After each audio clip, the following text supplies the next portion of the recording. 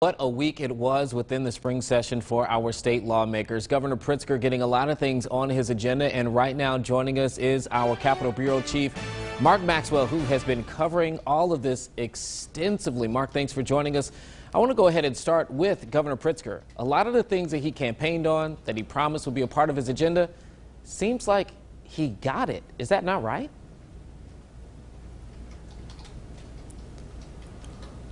Eugene, it certainly is. There are a few small things, if you're looking and reading between the lines, that he promised on the campaign trail that he did not complete, but some of those were in the spirit of compromise. For example, he campaigned on a promise to get rid of the private school tax credit scholarship program to help kids from poor kids from underperforming schools into private schools. He reversed that campaign pledge, but that was because the Republicans asked for it. Almost everything else he ran on, a progressive tax, the tax rates, legal recreational marijuana, even tougher gun dealer licensing and the $15 minimum wage, things that happened earlier in the session, he found a way to move Springfield to his, and shape it to fit his agenda early on, and he did get a lot of those things through.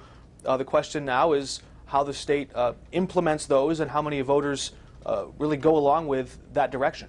And you mentioned that there were some compromises within this. What are we hearing from Republicans? I mean, as Pritzker, obviously it can be seen as a big win for him over this last session. What are Republicans saying about what went down in the spring legislative session?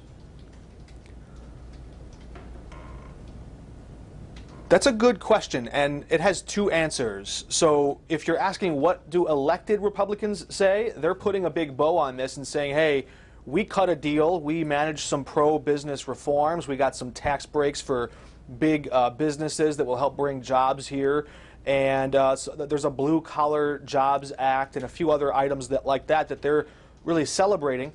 Then there's the other Republicans who are more politicians. The chairman of the Illinois GOP, for example, saying that all these taxes and fees that now Illinois people will have to start paying more money to the state, they're blaming that directly on Speaker Madigan and Governor Pritzker. They're saying this was a Democratic-led agenda. It was, and that's true. Democrats did have control of both chambers, but these were bipartisan bills. Republicans voted for these taxes and fees just like Democrats did. So we're really seeing Republicans taking sort of two different stances here. Is there anything, as all of these bills now await the governor's signature, is there anything that he has indicated he might change or ask for any kind of amendment, or is it just expected that he's going to pass a lot of these things?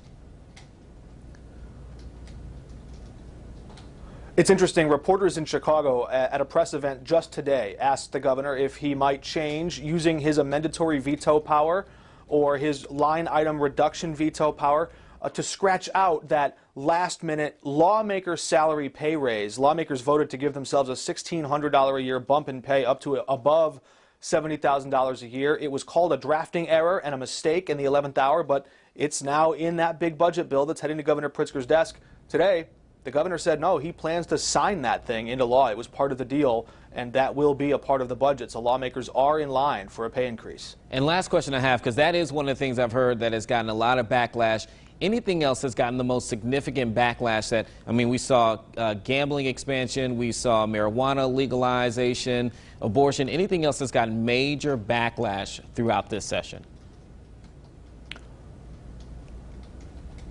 So those three things that you just mentioned, marijuana, abortion, and casinos and gambling, those are social issues that carry with it a lot of weighty issues. But the gas tax, I think, is the one thing that people have really focused on to say that's going to hit them at their wallets, at the pump the hardest. But, of course, supporters say, look, this is long overdue and our roads and bridges need that money. All right. As always, Mark Maxwell, if you haven't been following him on Twitter and all the work that he's been doing, you want to go ahead and do that. Excellent job covering the State House throughout this session, man. Thank you so much. We'll be right back.